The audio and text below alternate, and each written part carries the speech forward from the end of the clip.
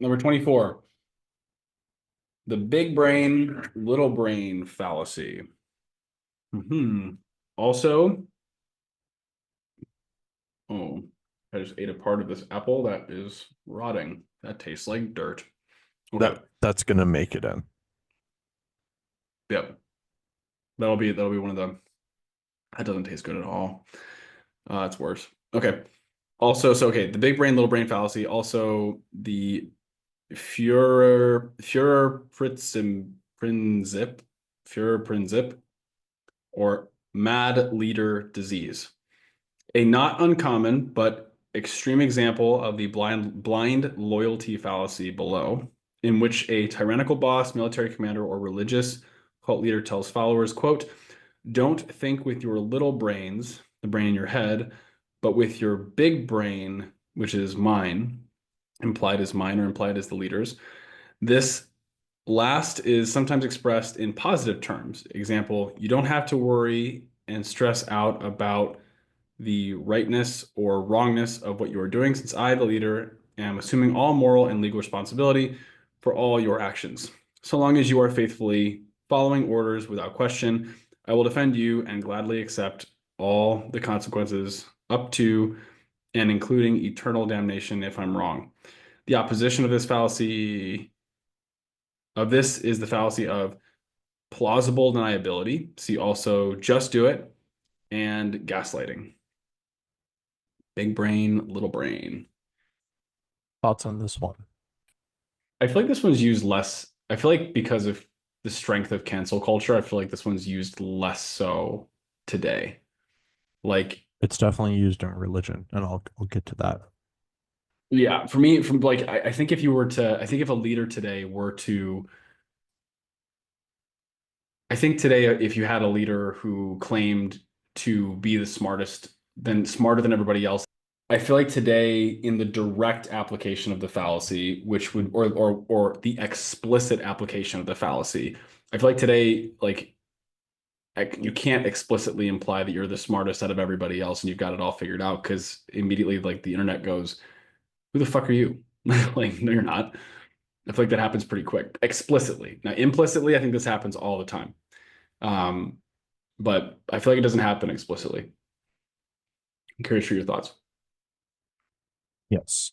This one is I see most often in um as an argument for God. Uh, whenever I just finished reading the Bible, and I've been talking with a lot of my Christian friends, just about like certain parts of it, parts that contradict each other, and they're just like, no, these parts don't contradict, and they just say so without evidence as to why, and I'm like, but I'm like, okay, but they still do. One says this happened at the same time, this other thing that the same thing happened a different time. And it's like both cannot possibly be true because of the second law of logic. And then they say, well, it just does make sense, but we're not smart enough to understand what the Bible really means. And only God truly understands.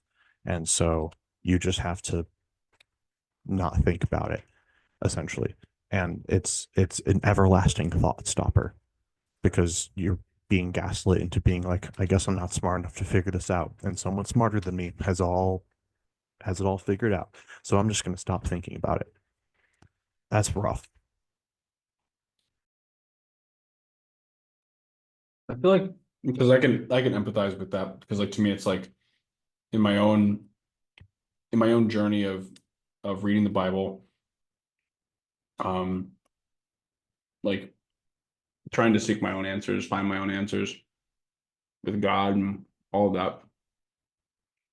There have been times where a statement comes out or an idea is presented, and I don't have the information to understand it in this present moment.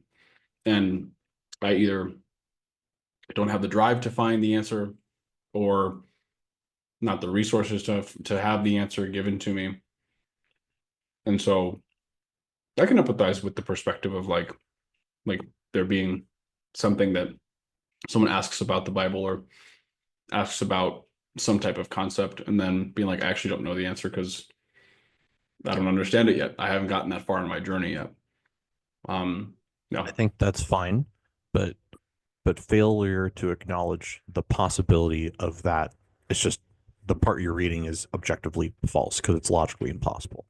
Like that's the problem. That no, that couldn't possibly be not true. The Bible has to be true. The very first fallacy on this list was the a priori argument, where essentially you're just assuming that the Bible, the Quran, the Book of Mormon, whatever it is automatically true, and then everything else follows after that. It's like, no, you can't just special plead which thing is true. You need to start from logic and evidence and work your way up to it, not the other way around. got it. Mm-hmm. Oh, this is uh this one's pretty rough in relationships. You know what? Actually, the big brain, little brain fallacy has been used on me at work before. Like, because I'm autistic and I didn't understand what somebody was saying. And my manager knew I was autistic. She said something like, well, I was asking a question like, why are we doing this? And like, I just don't understand. Can you put it clearly? And she's like, well, you're not going to understand because you have an understanding capability problem. And so you can never understand. So why should I bother explaining the answer to you? Like, That's you're ouch. using big brain, little brain fallacy. I called her out. I'm like, that's what you're doing. You're fucking gaslighting, and got her in trouble for that. Yeah. What was the issue? It was over some technicality of like stuff involving health department. Yeah, it's more complicated than it's worth talking about, but that's essentially what happened. I was just curious. That to me is I'm sorry you had to go through that. That's like, I don't know. I would never.